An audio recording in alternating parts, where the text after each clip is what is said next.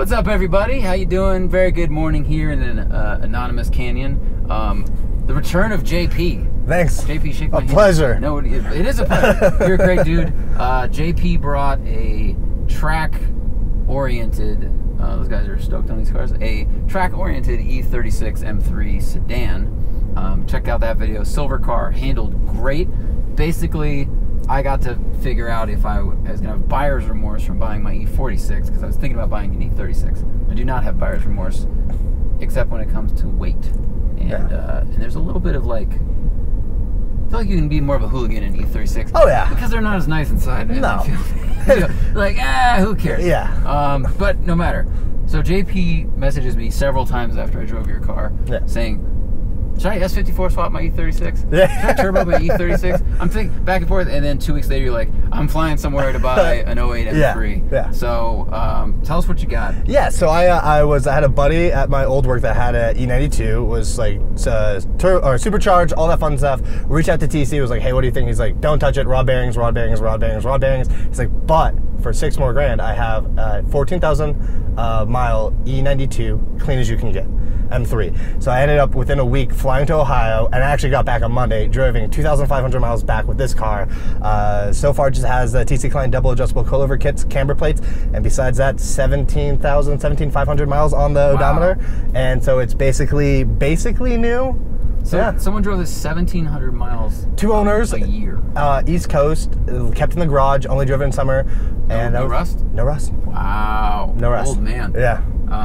I know, another East Coast car again. That's real bull. But you know, if you had good pictures and you inspected it and stuff, like, it can be done. It just the seller needs to take really good photos and be willing to you know, photograph some of the bolts that some people don't want to. Well, I'm excited. I haven't driven one of these in a long time. Like, wow. Now that I think about it, it's probably like nine years or so. So, but I just got out of a 335. With modified turbos that had a ton of power. Jeez, dude. Drove my car up here, obviously. So this is just kind of the next generation. You know, it's the only V8 they ever made. Yeah, S65, and it's a joyous engine, especially coming from the E36. I'm gonna go down. I like the down way. All right.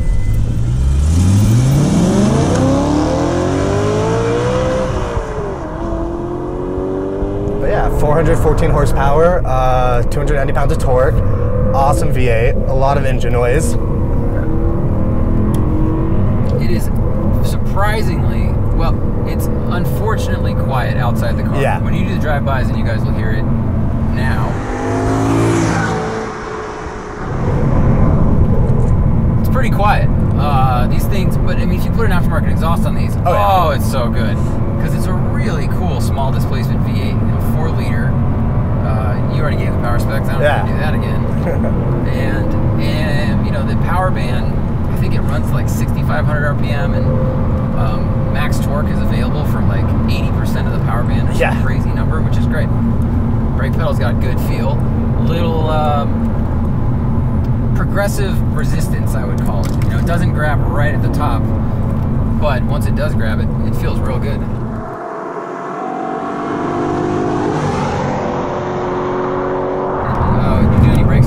No brake stuff. Okay. Stock brakes. Yeah.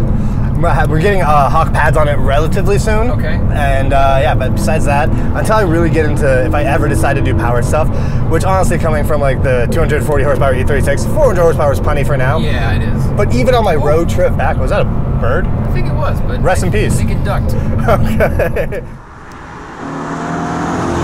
Well, I can add a little bird icon to my car now, like those bombers. I cut a duck's head off on my road trip 5 days ago. It just walked out in the road, and I tried to move, and it moved with me.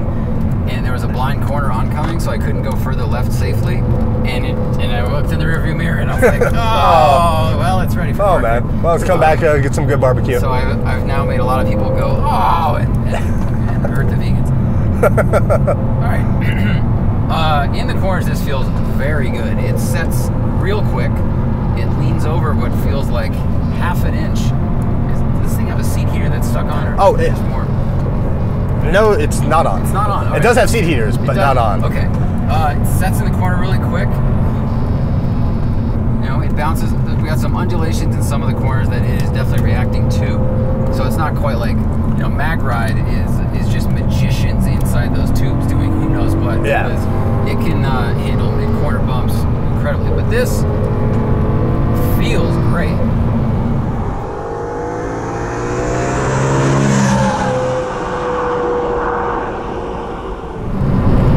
Yeah, you got good feedback through the brake pedal, even though they're stock, much better than my car. And my car has pads and fluid and stainless lines, and your pedal feel is much better than mine.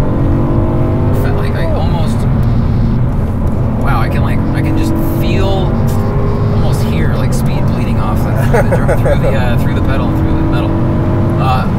Definitely not as quick as the car I just got out of. That's not fair. We can't. I got a 335 IS is definitely like, what was it, 550 horsepower? Yeah, in the fast setting, which we used on the way back. Jeez. So this has like the right amount of power. Yeah. Everything today is getting out of its mind because, I mean, frankly, power is really easy to make. And that was their press release when this car came out. They were like, you know, power is easy to make. We wanted to make a broad power band and something that's special. And I mean, they did. It could have also just been marketing speak. But I think we see a lot of people returning to lower power levels. And you see people buying 911Es and older cars just because they enjoy driving them. Oh yeah. And those are really You can drive those more at the limit than you can really with this. Yeah. Like my E36, you can like really like ring it out and like still be manageable. This I would feel really sketchy, you know, going like 10/10s on a canyon road. Yeah, you don't want to do 10/10s. Yeah. You know, I mean, on any canyon road in anything really. But oops, sorry, your front lift's a little lower. Totally fine. Down to braking. But I feel like you can drive this hard, and I feel like I'm using a lot of the car instead of, you know, like a new ZL1 or whatever. You have to just breathe on the gas for the whole trip, and you're going a zillion miles an hour anyway. Steering feel is okay. This is like the progressive servotronic rack. I do feel some of the road vibration through the wheel, which is nice, which I did not feel in the 335. Definitely has good feedback. It's pretty good. Yeah, it's pretty good. It's not. I don't know if it's as good as your E36, which had like coilovers and camber plates and a half cage. Well, this has a coils. These are just not nearly as stiff as the E36. Yeah. And it's also a different rack system. Oh yeah. You know, it's what 15, 16 years later.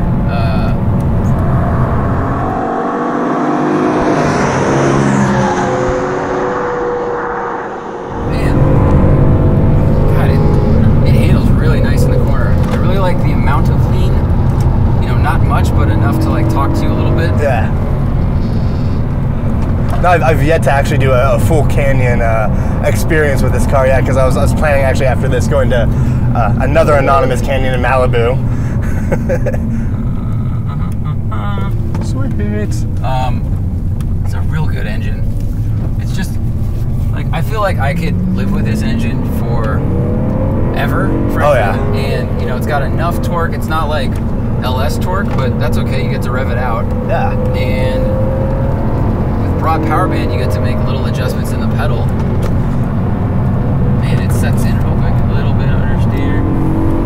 It's actually my fault though. Yeah, no, this is definitely, I think for me, it was like the E36 was a great track car. Mini was a really fun car, but this is my daily driver. This is like absolutely day to day, 405, 101, 10 traffic. Yeah. Really, like, because it's like, even the E36 with like my exhaust and everything, and just the uncomfortability of it, like in traffic commuting to like work and stuff. No man, sucks. This is harnesses. Yeah, this is just a joy. This is like, the seats kind of grip you. They have like the side, oh god, adjustable bolsters. Yeah, adjustable bolsters. So it's like, it's definitely nice. I fit in the seat because I'm actually a big guy, which is nice, because the E36 is like a very, very tight glove around me. I got news for you, JP. This is a video show, so people can see how tall you are. You are a very tall. Yeah. You know, I mean, you're a big dude, but you're also like a real tall dude. Oh yeah. Yeah, and the E36 just felt. I mean, it fit me. Like, your driver's seat fit me fine, and I cannot imagine driving on the highway in that. Especially 405 is like expansion joints. It's like driving over. I don't know. It's like someone threw a bunch of pool cues on the ground and you had to drive over those. For people that don't know what concrete freeways feel like, every 50 feet it goes, and the stiffer your car, the worse it feels. man, this thing just slices up road. Visibility is excellent. Another thing I love about M3s, the carryover from my car and your car before that, like the slope of their hood is just really good. Yeah. That's the benefit of a compact engine. You set it far back, and the hood can drop away a lot. It's also nice that this was before pedestrian impact laws were passed. That's why a lot of new cars today have really tall hoods. Some companies figure out a way to have their cake and eat it too. But the new Aston Martin, it passes those crash standards, but it also, you have really good visibility. The new Mustang is pretty good at it too. That's why everything in the front goes whoop, from the straight down. Yeah. This thing feels, of course it feels great. 17,000 miles, are you kidding? Yeah, I know. It's like find that? 2008, 10-year-old car, 14,000 miles, and I put 2,500 miles on it. But yeah, no, it was absolutely great. Also, another thing is like the V8 is what, 30, 40 pounds lighter than the inline six in your car? I think that's right. I'm getting mixed up with, I'm getting a figure mixed up. Yeah, so it's a lighter engine. Lighter engine. The weight distribution, 52 in the front, 48 in the back. So it's not exactly 50-50, but there's always tweaks I can make at some point to kind of get that number a little bit closer to like a 50-50 balance. Wheelbase is like 109, which is real close to the E46, and that's why these cars just feel so great as GT cars. That's why they're really easy to slide, because it's a really long lever that kind of talks to you. Dude, it feels great. Thanks, man. These are real solid cars. I like the power band a lot. I think the clutch pedal is a little too light. Yeah. And your shifter feels like it might have like a bushing loose, or maybe it just actually like dried out. A little bit over time? Yeah, I think so. It's just got a little there's a little crunchiness in there. Otherwise it feels like a brand new car, as it should. I don't know, man, it changes direction really nice. I can see how with stock suspension these might feel heavy. Yeah. It is a big car, but it just feels like it has more mass kind of around the back half, I guess, compared to my car coming up here. And it's a wider car. It's also bigger compared to my E36. I think it feels like an old 5 Series almost. Oh, yeah. It's probably about the same size. It probably is. Focusing. Yeah, that's a weird thing to look at. If anyone out there, you can compare like new Civic to old Accord, or Camry, Corolla. Everything is getting bigger and bigger. And it's kind of strange. It sneaks up on you, and then you go, wait, the new M3 is the size of the old 7 Series? What's going on? Yeah. I hope that changes. I hope it reverses. I think we've hit peak size. Yeah, that would be nice. All right, we don't need more space. No more bloat. We can go back down a little bit and shave weight. Because that'll help all the performance numbers, especially MPG. But this thing feels just as solid. It feels as solid as I expected. Yeah. I really, really like this power band. It's just, super usable, not afraid of it at all. Getting on the gas early, pulling into red line. I guess a lot of people comment that LS engines don't rev, and I always thought that was, I didn't really understand that. I'm like, well, it goes to 6,500 RPM, it's got power everywhere. Yeah. And the power never dropped off. But there is something to be said for just driving from 5 to 8 to 5 to 8 to 5 to 8. Like, you can use less gears, modulate the throttle really well. Oh, yeah. I don't know. It's such a fun time because stuff like this or the 335 or other performance cars are really affordable. Oh, very much so, yeah. And there's still so much car. Like, you don't need to go out and get the new one. Yeah. If what you're looking for is a driving experience, if you can afford it, like, it will have better things. It'll probably ride better. Well, the new M4, M3 has like more torque, way more twin turbo, and a straight line will smoke this thing. Of course. But at the same time, it's like 400 horsepower, 30 grand. My E36 selling that for 10, so basically I got this guy for like, oh, by the way, selling my E36, 10 grand. Feels good. A little sales pitch, but so it's like 20 grand realistically after sales, and I got a 400 horsepower V8 M3. It's like, it's the dream. It's so much more comfortable. And my friend just bought a Laguna Seca Blue E46. Mint is all mint, with some smart mods on it, but it was like 25. Yeah, five grand difference. You will not find, I bet, an E46 with this low mileage for that price anywhere. So you can get a ton of car It's a different experience, but it's not that different. Yeah. It's pretty good. That's one thing I admit. I've actually never been behind the wheel of an E46 M3, so it's like I kind of skipped that one generation. So I'm a little, still have like that like diamond engine. I will let you drive mine. It has a clunk in the back, of course, that needs to get fixed when I get home next month, and then you can totally drive mine. Absolutely, sweet. This thing just needs an exhaust. It needs an exhaust so bad. You get a lot of engine noise. I was looking at Eka Crap or what, I'm trying to totally butcher their name. I doubt that's their name. No, it has crap in the name, I swear. Really? That's the only reason I remember. It's like Eka Krapovic. Krapovic. No, Krapovic. Krapovic. Oh, see, I butcher names all the time. Krapovic. It's C-R-O-P. Yeah, so that was smooth. You're going to go nuts with it. Yeah. This is going to be fun. Thanks, guys. Roast me all day. Yeah, they'll send you free exhaust now. So, yeah, right there goes my sponsorship offer. But stainless steel, titanium exhaust I was looking at. So definitely exhaust, cold air intake to get like a little bit more noise. Definitely contemplating some dyning work to this guy eventually. But for right now, until I get to like, you know, the track with this and really get to like know the car, I'm gonna kind of just like leave it alone. Lied to my fiance, I said it was a great family car. I was like, oh, it's gonna, you know, fit our kids in the future. It technically can. A lot better than the E36. Yeah. Well, that car, I mean, this is safer in every way. Yeah. Yeah, I think well done. Thanks, man. Well done. Really nice, good score. And now I can't not think of Eka Crap or like Fudge Master or who else makes headers? Who else makes exhaust systems that you can offend?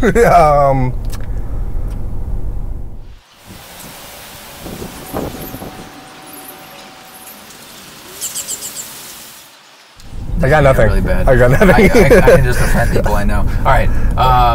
Thank you guys for watching. Make sure to watch the podcast. We do it live sometimes. You can ask questions on Super Chat or just listen to it anywhere you get podcasts. We get awesome guests on. New one takes every week. Matt and I are both driving a lot of cars. He's traveling a lot, going to Europe and driving some crazy stuff. So look for those. Ooh. And set your subscribe if you haven't, and set the alarm button. You got to click the alarm so that these things land in your inbox. You don't have to go hunting for them, because we've got a lot of complaints of like, hey man, where are your videos? Like, you gotta hit the button and the other button, and then we bring them to you. Yeah. You know, it's like Domino's, it just shows up for free. Cool car. Thanks, man. All right, thanks you guys for watching. Catch you later.